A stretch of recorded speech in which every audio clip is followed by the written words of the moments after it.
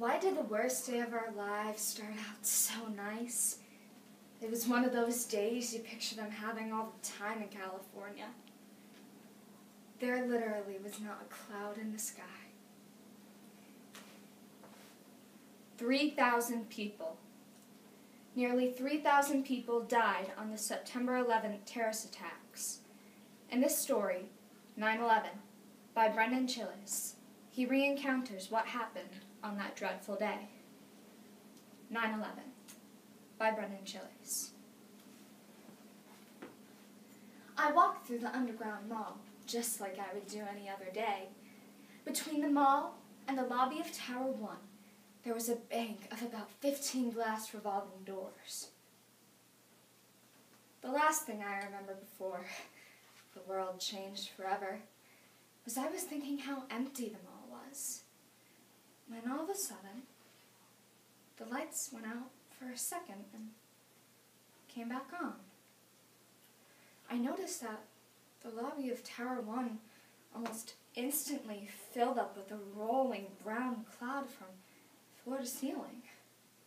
I stopped walking when all of a sudden, boom! The entire lobby exploded. There was a second of silence as everyone started to comprehend what just happened. And then all the running and screaming started.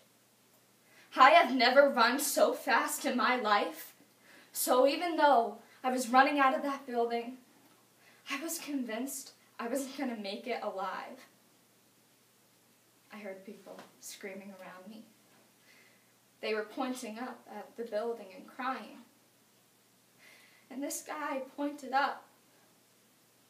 Look, those are people. It was absolutely horrible. Some people appeared to still be alive and conscious as they were jumping. Others just fell lifelessly. One guy was in a suit, and his body was falling parallel to the ground with his tie pointing straight up in the air. These were regular people like you and me who went to work one day, and they died a horrible death because of it. As I turned to walk away, I heard a sound I will never be able to get out of my head. It's not a sound you would normally think twice about, as it's just another loud sound you hear in New York. But not that loud. Not in Lower Manhattan. I turned to look up at Tower 2 and saw as the second jet plowed into the building about halfway up.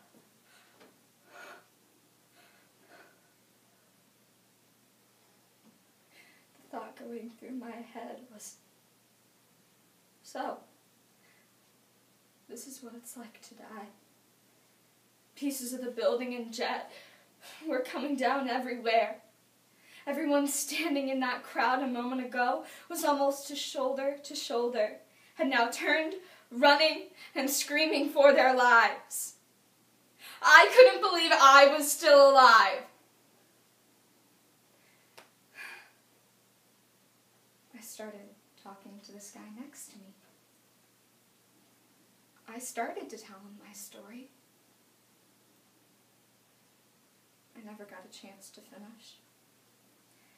I turned to look at Tower 2, and it started to lean toward the east. And then the whole thing went straight down. We were about 5 blocks away, but the noise was deafening. When the building hit the ground, it was the loudest, most horrible sound I've ever heard in my life. We were standing there, literally watching thousands of people die right in front of our eyes. I really thought I was watching the beginning of the end of the world. The World Trade Center had stood at that spot since I was a kid. I was convinced those towers would stand there long after I was gone. I was wrong. I turned turned away and started crying. But all of a sudden, shock kicked in and turned off all emotion. It was like a switch went off, and a voice said, "You have to survive, and this isn't helping." Then I saw the dust cloud about 30 stories tall, squeezing down every street in lower Manhattan. I was thinking that anyone in the path of that thing was probably going to suffocate. And then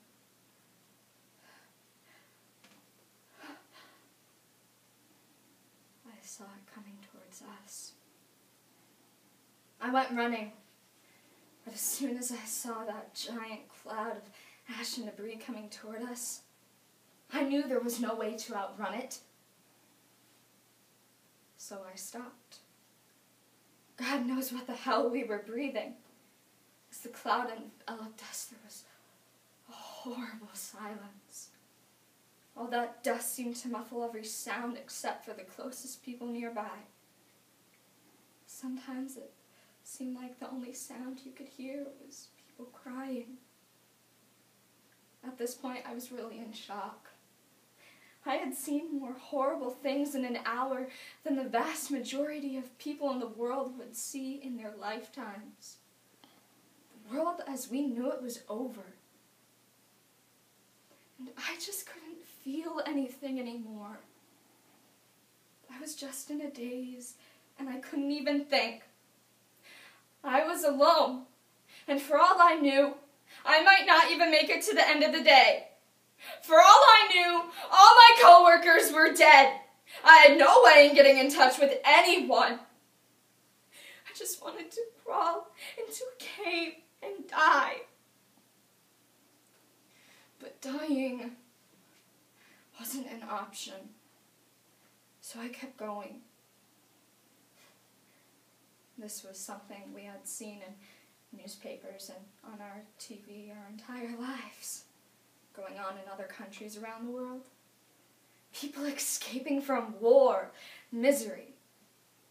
And today, September 11th, 2001, the invisible shield which protected us from all the evil things going around in other countries was gone. War had come to New York City, and nobody even saw it coming.